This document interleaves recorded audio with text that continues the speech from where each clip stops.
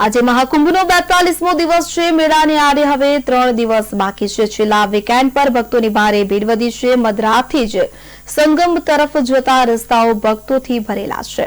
શનિવારે 1.5 કરોડ ભક્તોએ સંગમમાં સ્નાન કર્યું હતું તો 13 જાન્યુઆરીથી અત્યાર સુધીમાં 60 કરોડથી વધુ ભક્તોએ સ્નાન કર્યું છે। સરકારે કહ્યું છે કે અત્યારે દુનિયામાં 120 કરોડ સનાતની છે। આમાંથી 50% લોકોએ સંગમમાં સ્નાન કર્યું છે। 26 ફેબ્રુઆરીએ મહાશિવરાત્રી પર આ સંખ્યા 65 કરોડને પાર કરશે। મેળા વિસ્તારના બહારના ભાગોમાં ભારે ટ્રાફિક જામ છે તો પ્રયાગરાજના તમામ 7 એન્ટ્રી પોઈન્ટ પર બહારથી આવતા વાહનોને રોકવામાં આવી રહ્યા છે।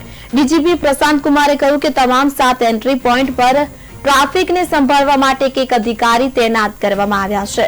તો મહાકુંભના છેલ્લા સ્નાન ઉત્સવ પહેલા ભારે ભીડને કારણે રેલવે મહત્તમ વિશેષ ટ્રેનો ચલાવવા માટે 67 ટ્રેનો રદ કરી છે। આ ટ્રેનોને 22 ફેબ્રુઆરીથી 1 માર્ચ વચ્ચે રદ કરવામાં આવી છે।